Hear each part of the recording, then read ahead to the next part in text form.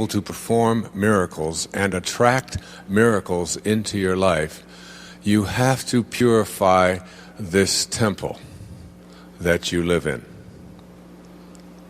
And your temple, the temple that you live in, is something that was intended into this universe with perfection.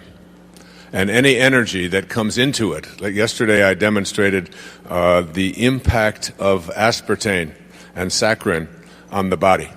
In 1,000 out of 1,000 cases in the eye of the eye, Hawkins describes how it doesn't make any difference whether the person knows or doesn't know. Whenever you put that artificial substance into your body, you are weakening your body.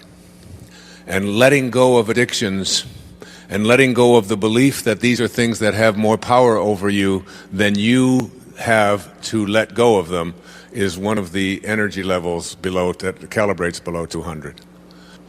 It isn't spirituality in this presentation here today is not about what church you attend and what scriptures you read. It's about how you stay connected to the perfection from which you were intended in the very first place. And I'd like you to really understand that. And when you do, you'll understand that anything that you do that is self-defeating to this temple, as the Sufis used to say, if you don't have a temple in your heart, you'll never find your heart in a temple.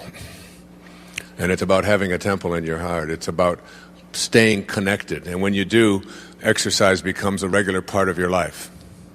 It's a spiritual experience. The foods that you eat become a spiritual experience. The music that you listen to becomes a spiritual experience. The books that you allow into your home, the programs that you allow to be on your television set, the kinds of ideas that you read in newspapers. So it's this force and counterforce thing. Now, as individuals, we understand when the World Trade Center was hit, our first impact, our first inclination was to be kind. What can we do? And you saw people donating blood. We had more blood donated in the first few hours after that than they had to tell people to stop doing it. They had people getting into their fire trucks in Iowa and driving them all the way to Manhattan. They had people going into burning buildings and taking people out. Our whole sense of compassion, because compassion is one of the highest energy levels that you can reach. It calibrates around 470.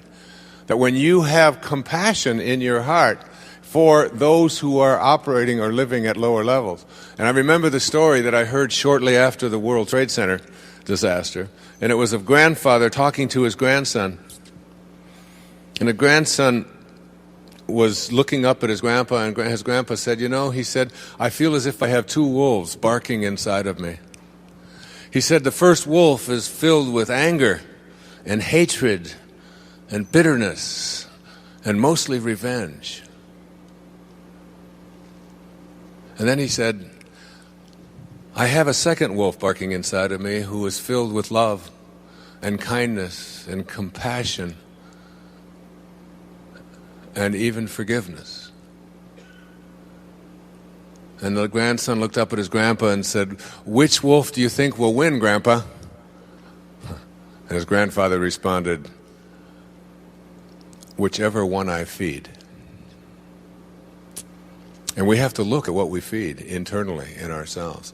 When Einstein reminded us that until we come up with an alternative to using force as a way of resolving our disputes, we are doomed as a people to destroy ourselves. We'll destroy ourselves. The weapons that we have put aside in order to resolve our disputes cannot even be used. Because if we explode them and the wind changes, it blows back on us the very thing that we are attempting to put onto our enemies.